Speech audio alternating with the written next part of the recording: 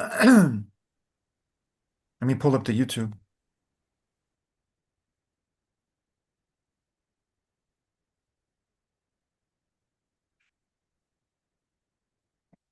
Okay, we are here. I am.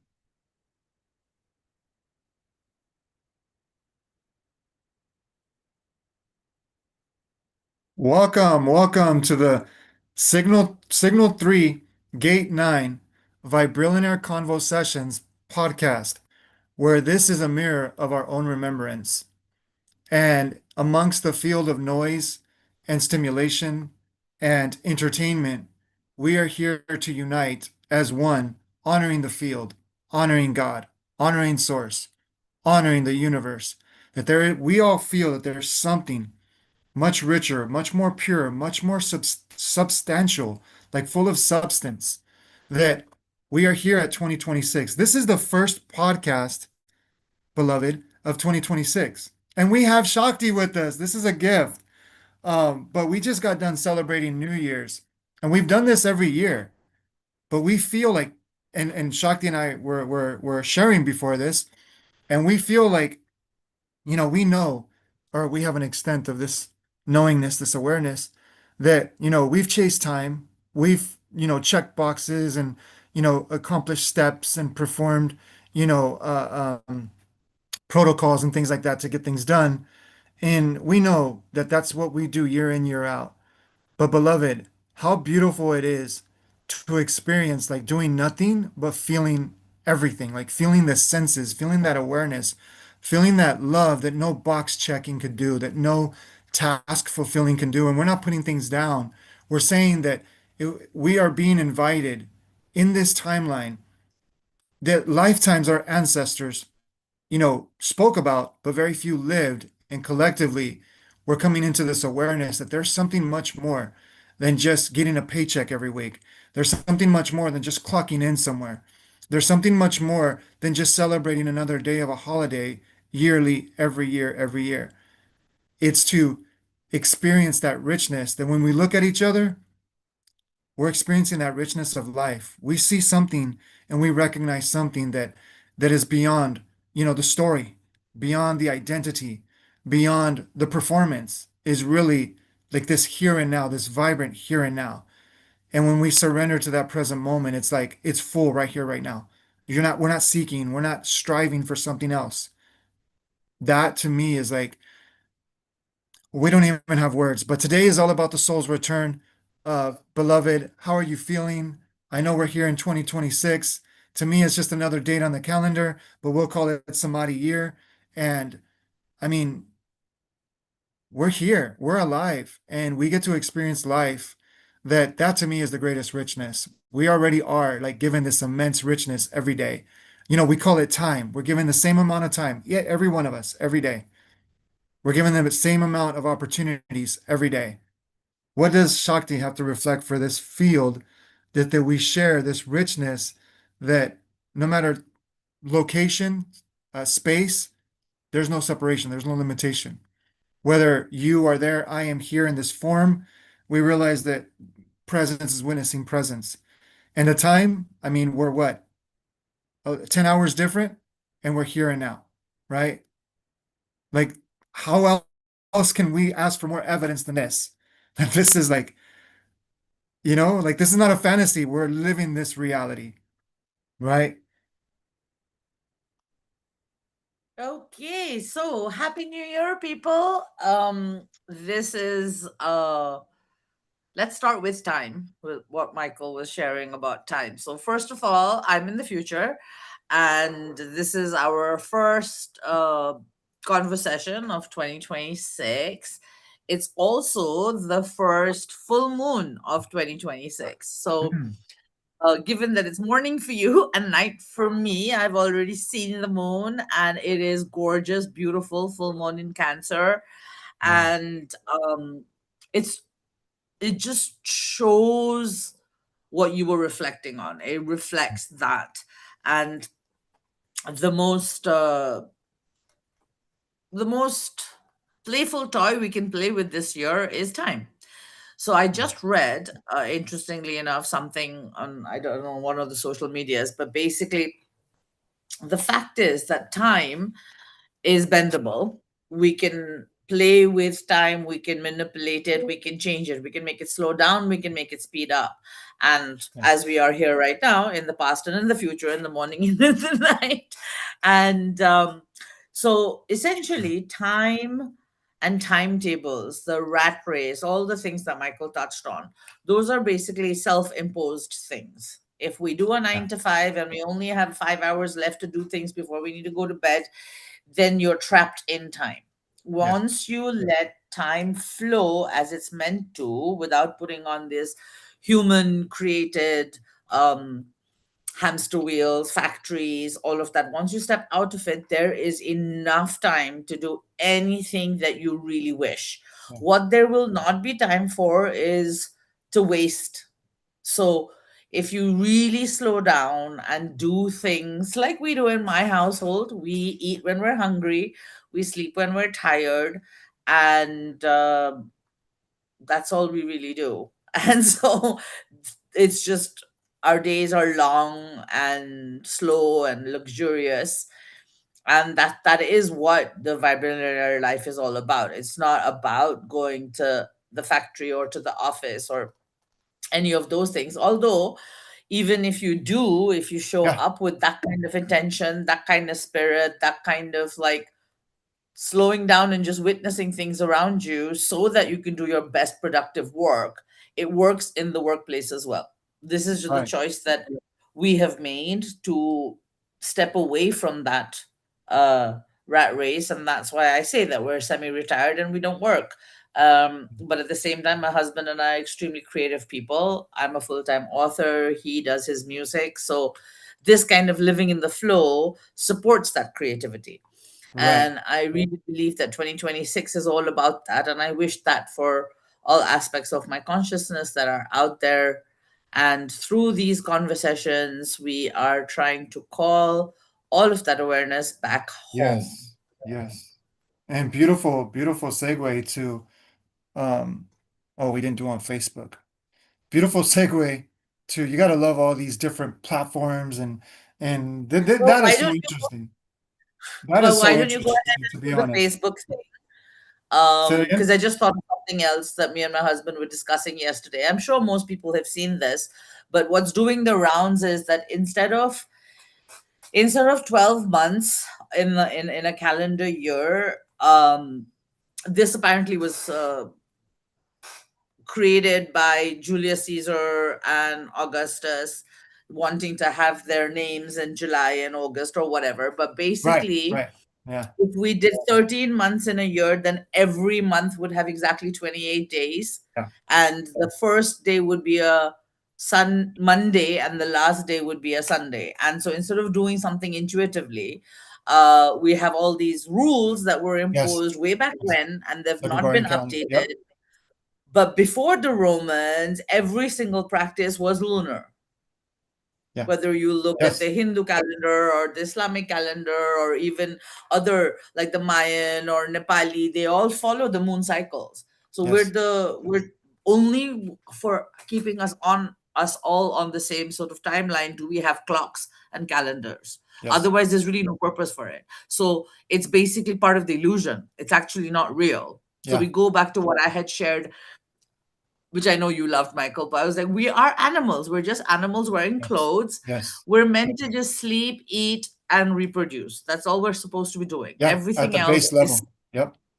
exactly. So we're Yes. supposed to witness, have a lot of joy, have Yes. fun, and that's it. Yeah. Everything else, this stress, this That's gonna be, overthinking, yeah. overanalyzing, it's just self imposed, honestly. Yeah.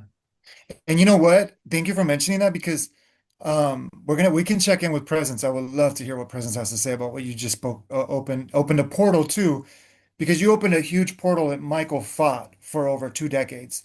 You know, we can spiritualize life so deeply and immensely that this mind can believe that it's awakened. Like think I feel like really emphasizing that because you brought something up so important. The gift of life that we're given We escape because we think the mind has the answer that can more substantiate what life already substantiates. The model's already perfectly designed. And the reason why the ancestors honored the elements is because they tuned into the universal body of I am or God or source or universe or whatever. Because the truth is, if you can't honor your body, doesn't matter how much spiritualized you think you are, it doesn't matter how faithful you think you are, if you don't honor the body, the mind, the brain, excuse me, let's clarify that. The brain and the mind are not the same thing. But this sponge-like apparatus, right? When you honor this sponge-like apparatus that is like a computer that's connected to the Ethernet and Wi-Fi, that's the mind. When we hear mind, there's a universal mind. This is not the mind. This is a brain. It has no intelligence whatsoever. It's not better or less than Shakti's and Michael's than yours. It is simply a sponge. So I think you touched on something beautiful because when the brain was given this entitlement that it thought it was God, because really that's what it came, right? Then the mind created its dream fabrication of identity.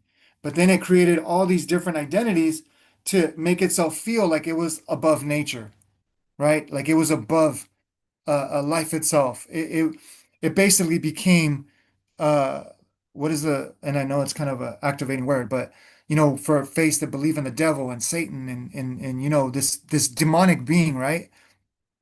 It became this illusion like that it was this dark force. But really what it was doing, it was fighting against the very simplicity of life itself. This is why people are so unhappy.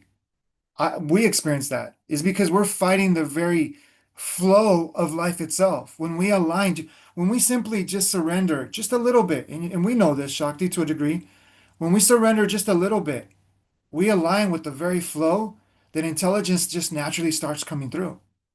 Intuition, imagination, creativity, all of this just starts coming through. Just talk to a writer that has writer's block and ask them to walk around the park for a little bit. Not to, oh, so your mind will open up and you'll get all this creativity. No, because then you're doing something.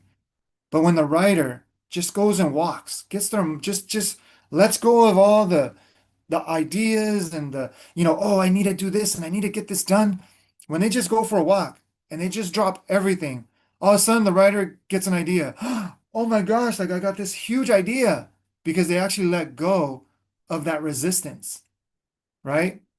So I think what you touched on, which I would love to touch on another part that you said, because think about what you just spoke into. It's like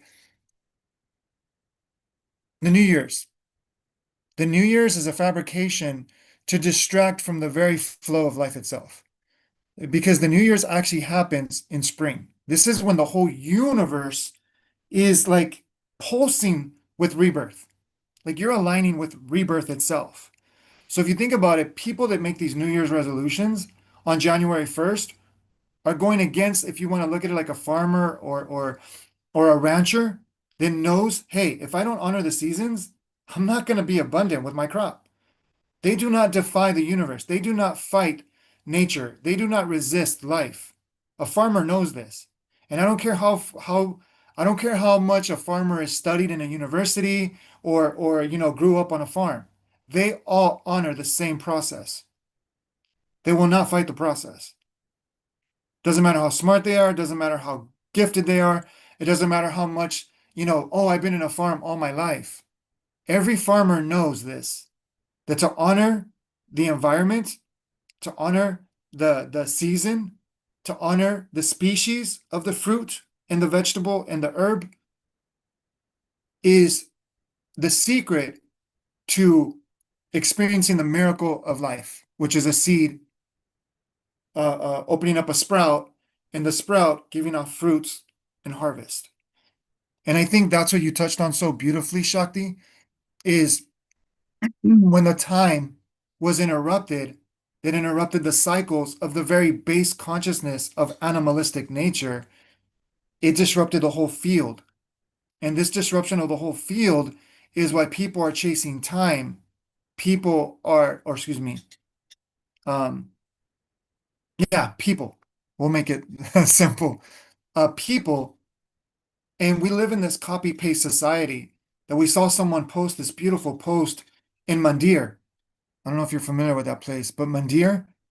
It's so beautiful. I mean, it's like this Hindu culture. We believe it's this Hindu culture. Um, but temples with deities that were glorified, but they were not glorified as gods, as say gods. They were glorified as qualities, godlike qualities of divine technologies, right? Like India does so much. They have all these different gods, but these are qualities that, I mean, think about it. If you just focus on one quality and you embody that one quality, you could experience God. But everybody's chasing something outside of themselves, making that God. We make our paycheck God, right? We make our job God because we let it define our whole reality. We let it define our whole identity. So what you touched on, Shakti, was so beautiful that when we surrender to life, we experience love. Everything that we're chasing, when we surrender to life, we experience love. We experience richness. And let us be very clear because we've even like worked with beautiful souls, beautiful mirrors, that they've gotten the manifestation that now they're at the, on a beachfront property. Now they're in Costa Rica. Now they're even in India. And they have this beautiful place that they live in this beautiful country that they manifested. But when the mind is only like looking for something, even nature starts to become blah. Even, the elements start to become blah because the mind is trying to control the reality.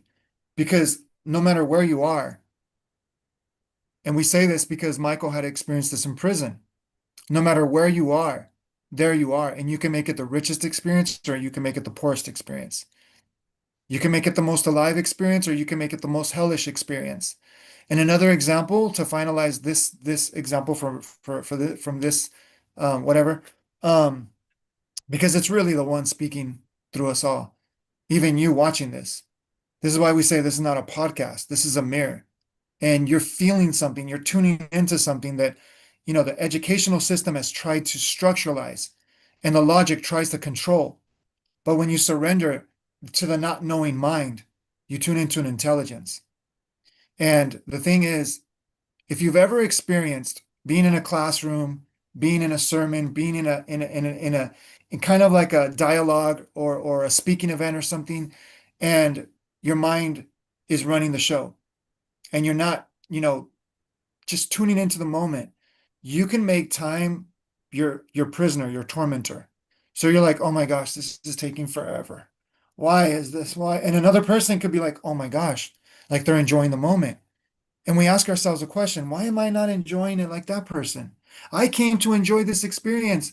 I sacrificed everything to be here. And this person over here is enjoying it. So we are like trying to live outside of ourselves instead of surrendering that, you know what?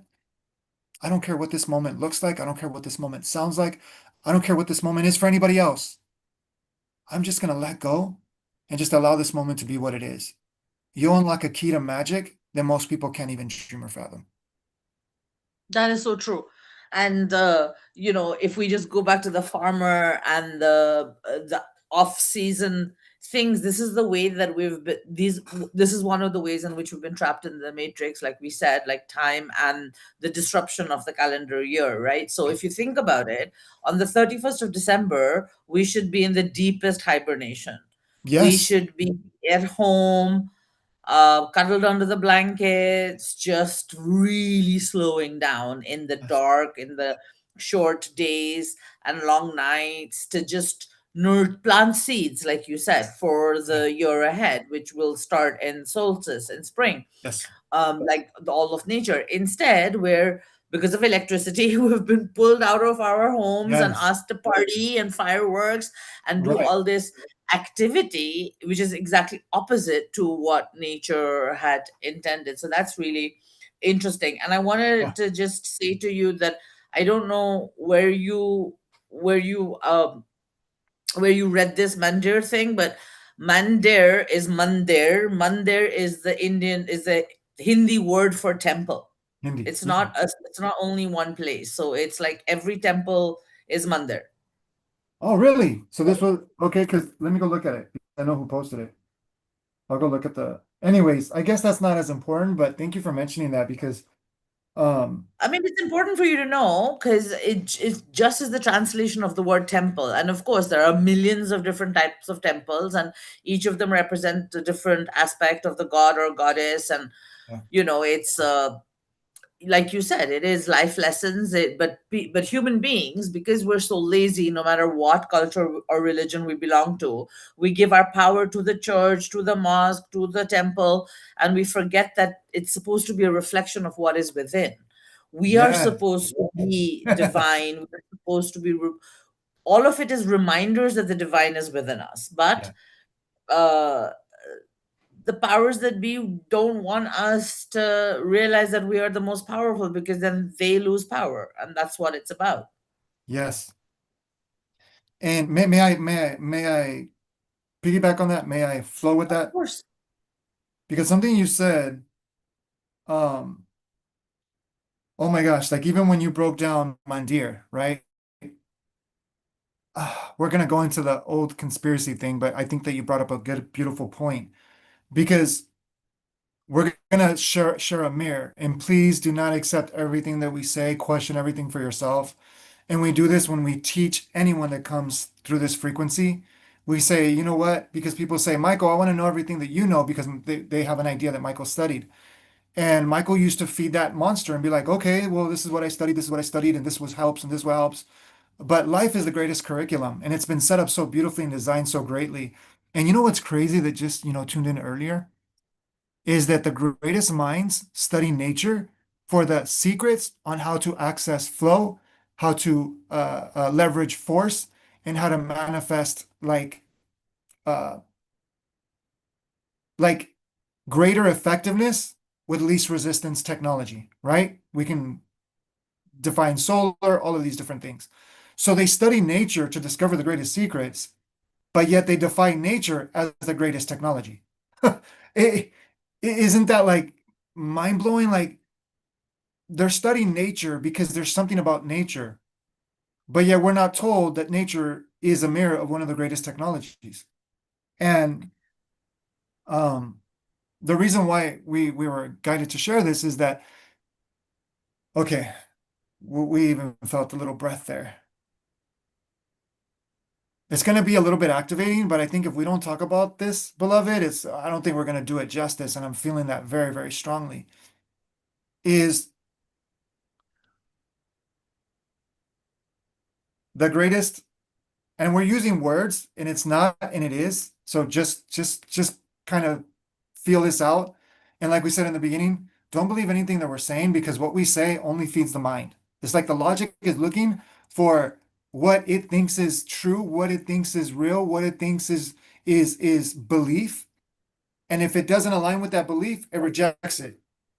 It rejects that thing that questions its own belief of its own identity, and then it stays locked in a prison of personality, of a perceptualized, conceptualized sense of self. And this is the greatest prison. I mean, Michael's been in prison and Michael's been tortured and all of that. And we're going to tell you the worst experience is to realize that you had the key the whole time and you fought that beautiful self-love practice or whatever.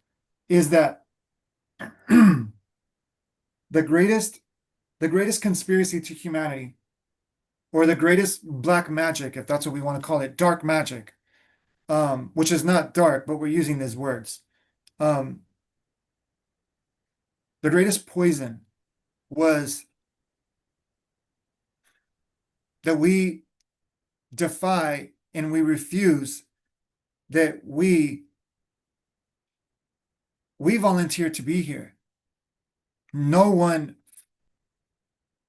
no one forced us to be here because if not, we wouldn't be here. The universe operates by the law of permission. If we do not give permission to something, we cannot manifest it.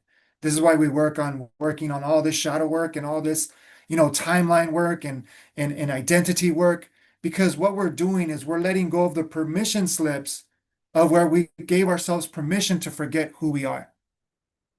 And the reason why this is going to be like a mirror. So If we look at the medicated society, we have everything within us when we really look underneath the hood. Nature designed everything perfectly. The beloved, before this medicated society existed, we didn't have this stuff. And I'm not saying that it doesn't serve a purpose because it served a purpose to realize what no longer is working. And please do your due diligence, investigate for yourself. Don't believe anything that we're saying. This is for entertainment purposes only, which we got to say. Um, is this when Shakti was talking about, how we discovered electricity. And when we discovered electricity, now we don't honor the circadian rhythm of the very source of intelligence that humbles all of life to sleep and to rise, to do and to be, to let go and to act in this surrendered action. Is that when we look at this mirror as this medicated society, you don't have to take pills to be medicated. We've medicated ourselves to believe that someone outside of ourselves knows more than the very intelligence that breathes us. Think about that for a second. So we've fallen for this calendar, Gregorian calendar, like Shakti was saying so beautifully. And we've allowed this calendar to disrupt a natural flow of reality or existence that before we align with the harmonics of life. Now we're resisting the very vibrational medicine that was designed perfectly in Mother Nature. And just like Shakti said, we're animals.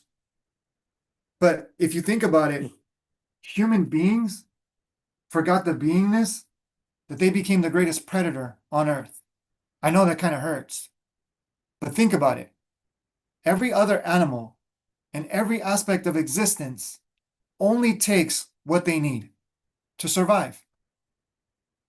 They don't kill 5 lambs to say, oh, I'm this dominant animal. No, they respect nature. And because nature creates a default mechanism that if they do kill more animals, it's going to rot. They're not going to be able to experience it and enjoy it. So how much of us are rotting because we're taking more than what we give? Think about that for a second. We're taking more than what we give because we're afraid to lose out. Or we're trying to fit into a pattern or a construct or an identity that we think the more I have, the more I am. We think the more I do, the more I become. We think the more that I serve, the more holier than thou I am. And we believe all these different stories instead of realizing, and I love that you mentioned that, Shakti, because right now we didn't celebrate New Year's because we don't celebrate holidays. And for the record, Cora and I, and Shakti, because we've talked about this. So, Shakti, thank you for being as crazy as the very rare ones that have kind of awakened from this anesthesia, this amnesia, this insomnia. I mean, think about it. We have amnesia and insomnia at the same time. Like we're experiencing heaven and hell simultaneously, right? As a collective. This is like 97% of the world. And 3% are really questioning reality. The 1% are embodying reality. Now, this doesn't make us better or lesser. It's just what is. But think about this, is that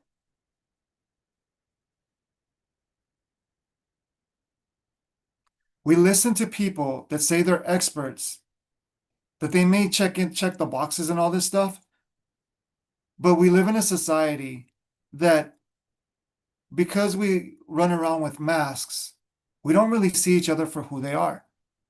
We see each other for who we think they are. And then we live in a perpetual prison of thought, thinking that thought is going to free us, thinking that, fancying these thoughts and glorifying these thoughts and blinging these thoughts, just like we put, like rims on our car or we put, stickers on our bottles. This is what we are doing with our mind. We're putting stickers on it. We're putting, diamonds on it. We're putting it with, all these beautiful stuff, or, we're demonizing it. We're putting all these ugly stickers and all of this stuff. And the thing is, it's the same suspect, it's the same culprit, it's the same uh whatever. We'll just say suspect, criminal that is doing this. And it's the mind that is playing God. Excuse me, it is the brain that is playing God. It is the brain that is playing it's this expert, it's this, guru, instead of realizing that the brain is the greatest servant when it surrenders to the heart, to the mind, to the intelligence of the universe, like you said, nature. And just think about this as we drop into this wisdom to let it go to from which where it came, because Michael takes no credit for this transmission, is that if you at one point in time today go and sit in your yard, in your grass, or even if you have gravel, wherever you are, consciousness has no limitation. And it's not based on your posture. It's not based on, how well you speak or how much you studied. Consciousness does not care for that. It's the mind. It's the brain. It's the ego that is playing this game, trying to trap consciousness. It's trying to achieve the impossible, which that's why people are suffering. The brain has been attempted to achieve the impossible, and that's why there exist pain, suffering, anxiety, insomnia, amnesia, and this illusion of this anesthetic shot that we give ourselves every day, that when I do this, I'll feel better. When I memorize this, like I'll be smarter. And no matter how smart we get, no matter how much studied we become, no matter how successful we think we achieve, or no matter how much failure we think that we're not enough, all of this is the same culprit of the individualized, imprisoned, egotistical, structured, personified mind or brain. Yeah, because brain. And when we free the brain, listen to this, we free the brain. Nothing outside of you can free the brain. You have free will to believe that you are the most victimized person, or you have the freedom to think that you're this false savior, that what you do is going to save someone.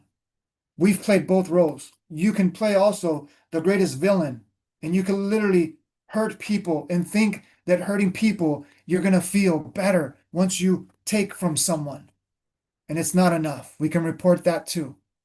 Or you can think that you're going to heal people because, and we're not putting anything down. Please don't think that we're putting anything down. You could believe that you're going to heal people, that you're going to fix people, that you're going to save people. And if you do this, you know this truth deep in your heart, that when you're with yourself, you're like, oh my gosh, they just mirror things that I need to do. I'm speaking to myself because the thing that I'm trying to help them with, they're my mirror and they're telling me where I haven't done for myself. And this is why we play, because we use others to feel better. We hurt others to feel better. Hurt people, hurt people. Hurt personas, hurt personas.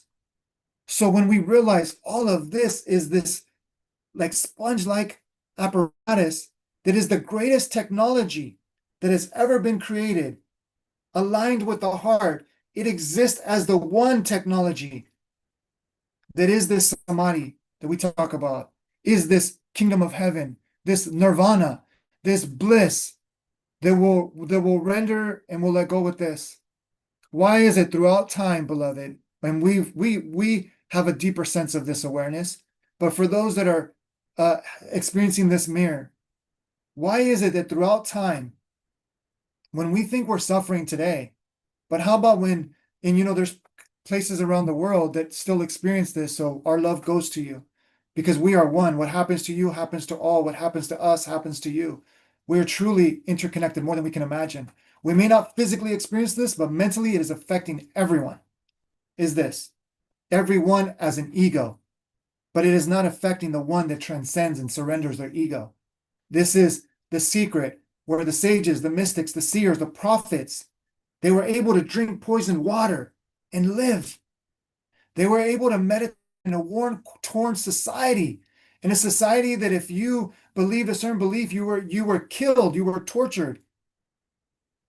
And they discovered the greatest peace. Buddha is one of the greatest examples. Christ is another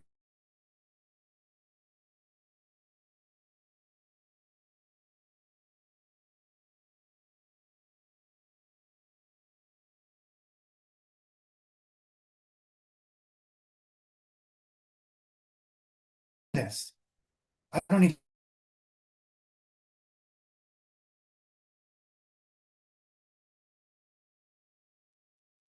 to chase You it. f- I don't need to do this out.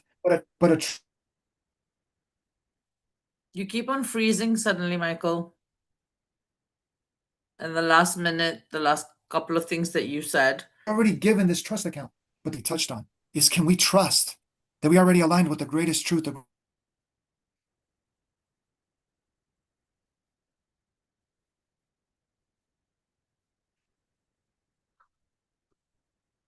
life? Thank you, beloved.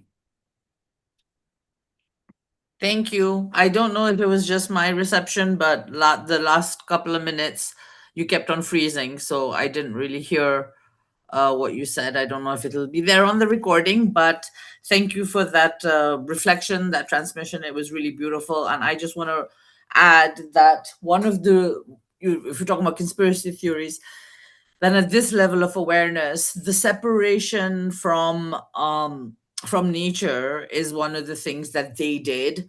Because if we actually do believe that nature is just a reflection of consciousness, like we are, it's supreme intelligence in plants. The people are understanding this now, talking about mycelium and how they communicate with each other, and how they when one tree is chopped down, there's another thing that happens that balances that.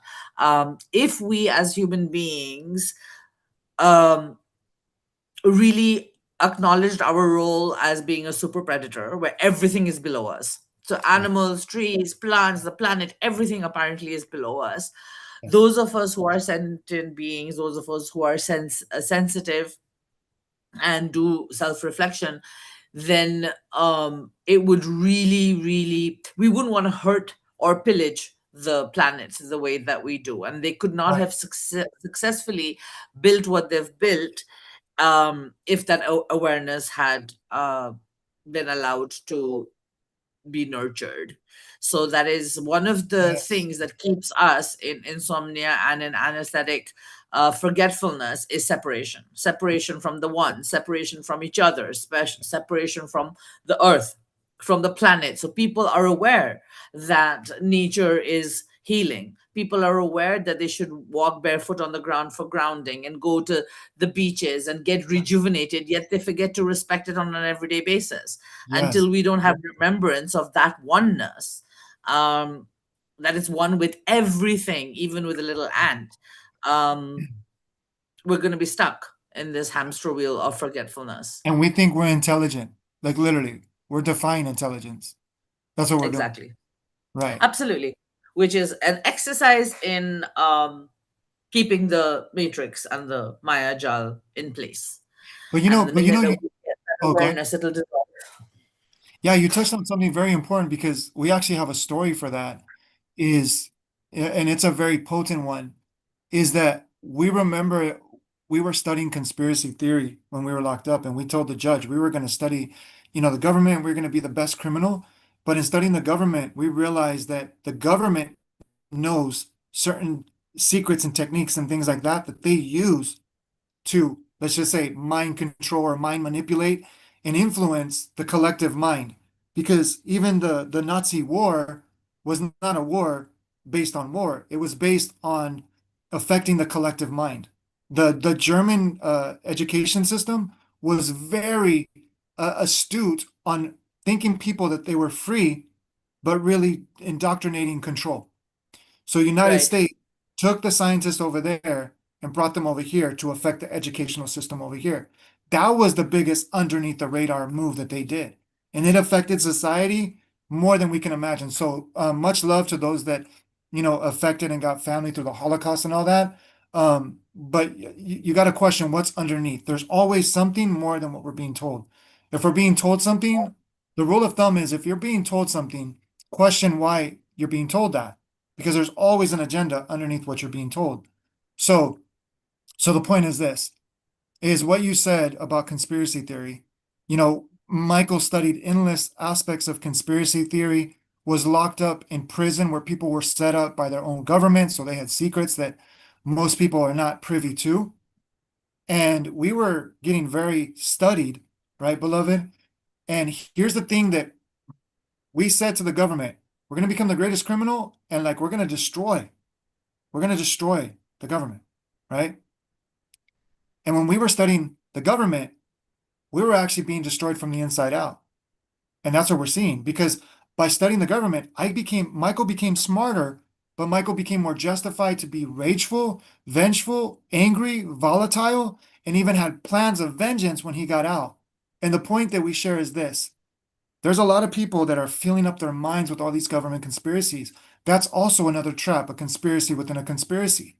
So you can become so familiar with conspiracies, but my question, if that is what you are experiencing, my question is, how does it feel to carry that weight?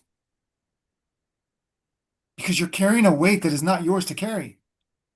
Here's the truth of it: is what you're studying, is what you're reading, is what you're investing in.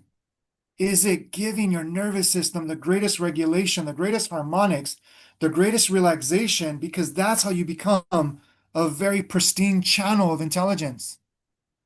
Not that that's not how you become. That's how you realize and you remember that that's how you align with the whole universe itself. This is intelligence. But when you are inundated with reasons and justifications and stories to be more angry or to feel holier than thou, you're separating yourself from life itself.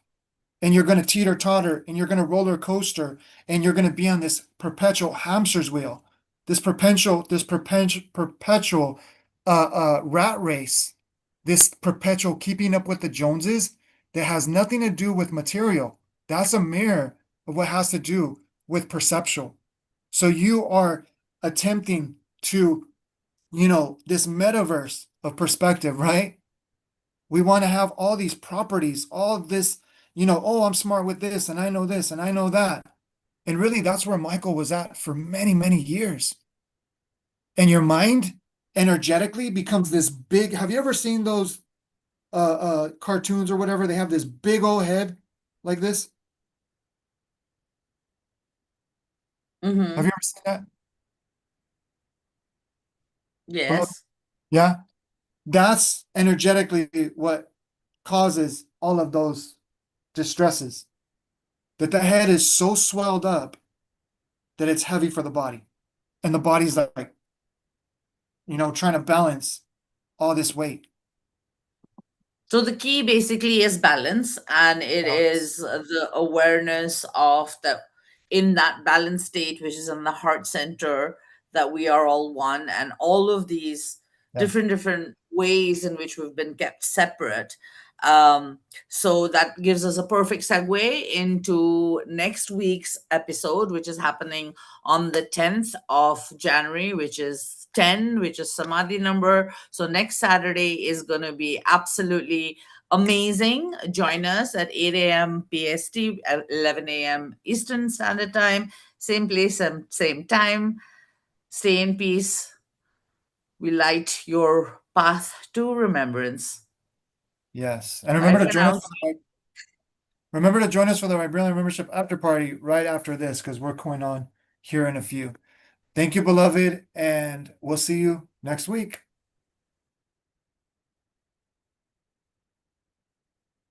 Oh, our cat's on the computer. Hold on a second. There. Whoops. Hi, puppy. We dropped our, not, we didn't drop, but he fell over.